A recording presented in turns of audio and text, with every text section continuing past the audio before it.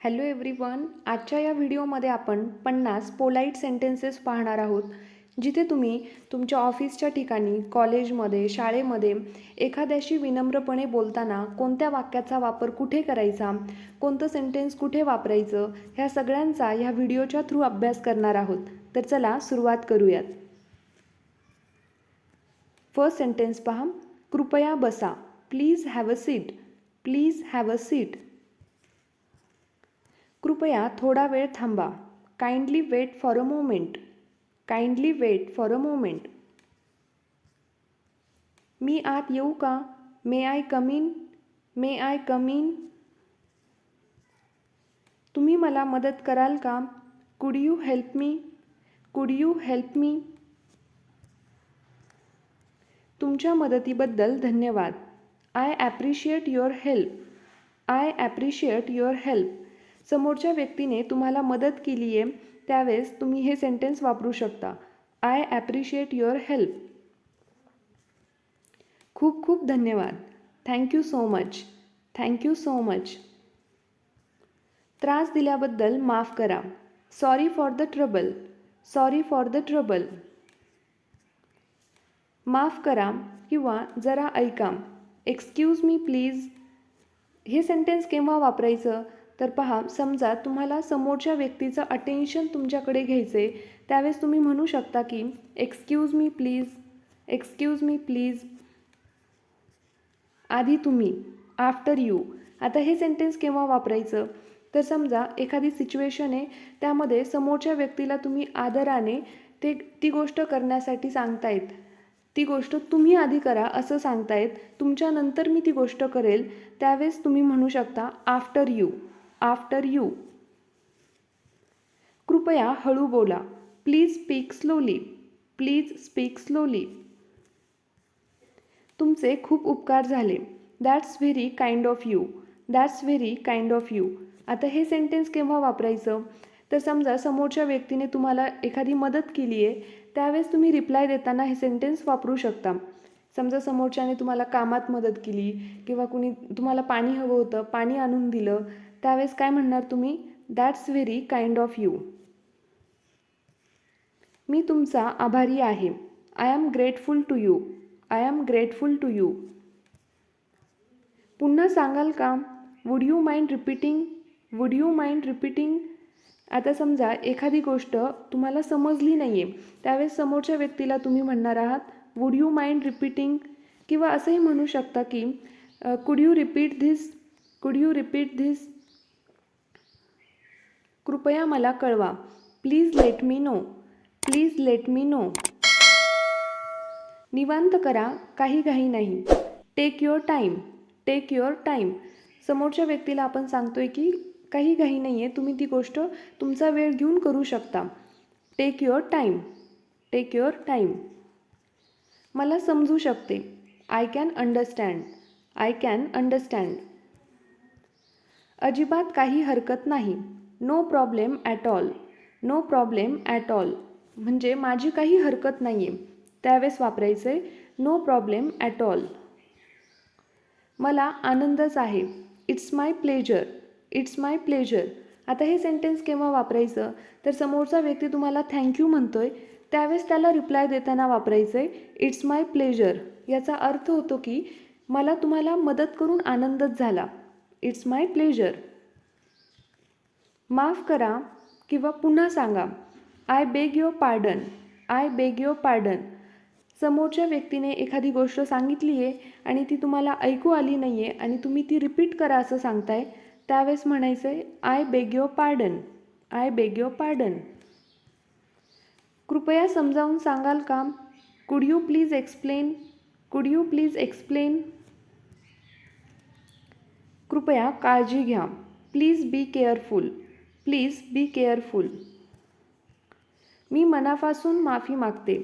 I truly ॲपोलोजाईज. ॲपोलोजाईज ह्या शब्दाचा अर्थ होतो माफी मागणे. I truly ॲपोलोजाईज.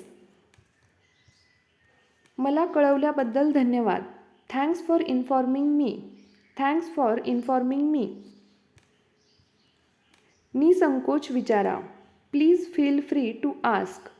Please feel free to ask. तुमच्या मताचा आदर आहे. I respect your opinion. I respect your opinion. छान वाटतंय किंवा चांगली कल्पना आहे. That sounds good. That sounds good. आता समजा समोरच्याने एखादा प्लॅन तुम्हाला सांगितला आणि तुम्हाला तो पटला आहे, त्यावेळेस रिप्लाय देताना तुम्ही काय म्हणणार? That sounds good. म्हणजेच समोरचा व्यक्ती एखादी गोष्ट आपल्याला सुचवतोय आणि ती गोष्ट आपल्याला पटतीये, त्यावेळेस रिप्लाय देताना आपण म्हणू शकतो that sounds good. That sounds good. मी माझा पूर्ण प्रयत्न करेन. I will try my best. I will try my best. Video जर आवडत असेल तर व्हिडिओला नक्कीच लाईक करून बाकीच्या मित्रमैत्रिणींपर्यंत व्हिडिओ शेअर करायला विसरू नका. तर चला पुढचं सेंटेन्स पहा. कृपया मला माफ करा. Please forgive me. Please forgive me. कृपया काळजी करू नका. Don't worry please. Don't worry please. मी जरा पाहून सांगते. Let me check for you. Let me check for you. आता समजा तुम्ही समोरच्या व्यक्तीला विचारताय की ह्या गोष्टीची प्राईस काय आहे, त्यावेळेस समोरचा व्यक्ती म्हणतो की मी पाहून सांगतो. मी पाहून सांगतो यासाठी काय येईल? Let me check for you. Let me check for you. मी तुमच्याशी सहमत आहे. I agree with you. I agree with you. हे ऐकून वाईट वाटलं. I am sorry to hear that. I am sorry to hear that. संपर्कात राहा. Please keep in touch. Please keep in touch. मला मदत करू द्या.